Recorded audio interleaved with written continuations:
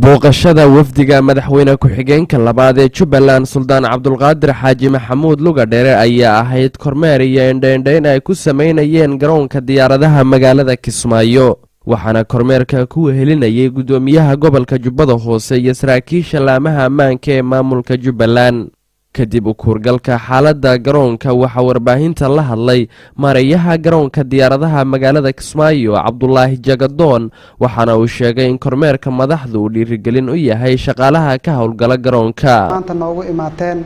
garoonka caalamiga ee Kismaayo annagu waxay inoo tahay dhiirigelin gaar ah iyo farxad aan ku faani karno aad u imaateen in aad soo booqataan oo aad aragtaan maamulkii garoonka qaybihiisa kala duwan oo ku sugan xafiisyadoodii shaqo howlaha ay qabanayaan iyo adeega loo idmaday ee ay u hayaan shacabka Soomaaliyeed aad baan idinku soo dhaweynaynaa shaqada wanaagsan iyo maartay horumarka ka jira garoonka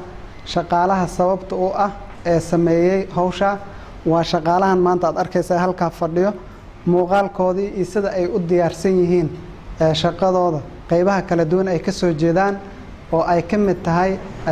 hay'adda maartay jinsiyadaha iyo hay'adda socdaalka jinsiyadaha ee Jubbaland muxuu ahay maamulkii qaybta aviationka qaybtii maaliyadda qaybtii customka muxuu ahay laantii amniga saraakiisheeda maanta ku hor fadhida aad arkay gudoomiyaha gobolka Jubbada Hoose Cabdirashiid Cabdulaahi Cali Gooni oo wafdiga madaxweyne ku-xigeenka qayb ka ahaa ayaa ku amaanay dawladda iyo shacabka Jubbaland horumarka garoonka shaqaalaha airportka waxaan ku salaamay assalaamu calaykum waraxmatullaahi wabarakaatuh runtii waxa la isha macalin markii dib loo noqdo shalay sidoo ahaa airportkan shaqaale ahaan iyo qalab ahaan iyo hadii ay ku soo guliyay xafiisyada iyo maanta meeshu marahayo runtii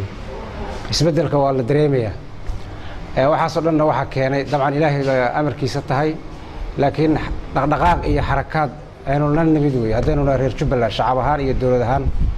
madaxweyne ku-xigeenka labaad ee maamulka Jubbaland mudane Suldaan Cabdulqaadir Xaaji Maxamuud Lugadheere ayaa sheegay in hawsha ay shaqaalaha garoonku hayaan bedelkeeda ay kala kulmi doonaan dawladda isagoona kula dardaarmay inay ka shaqeeyaan midnimada abuur bay ku timid hogaamin fiican bay ku timid dadaal bay ku timid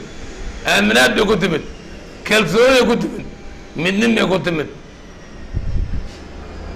sidaad ku socotaan midnimadii adkeeya Jubbaland waxay ku dhisan tahay laga soo bilaabo madaxweynaha dowlad goboleedka ilaa maamulka inta u hooseyso midnimo iyo tawfiiq iyo is-aaminaan baa ammaantaad aragteen oo dhinac walba leh ee Jubbaland ku yeelatay idinkana qayb ka mid ah tiin midnimadiina adkeeya sayada u adag tahay sharafkiina adkeeya saada u adkeynaysaan horumarkiina adkeeya saada u wadaan waxaan idin ballan qaadaynaa inaad nagala kulmi doontaan dadaalka aad gelisaan dadkiina iyo dalkiina abaalmarinteen waa nagala kulmi doontaan abaalmarin baa nagala kulmi doontaan oo dhinac walba leh haddii aad lidmo haddaatiin shaqaalaha garoonka diyaaradaha magaalada Kismaayo ayaa muddooyinkii dambe waxa uu ku talaabsanayay horumar ballaaran oo dhinaca bilicda ah Bashiir Maxamed Daahir Goobjoog Kismaayo.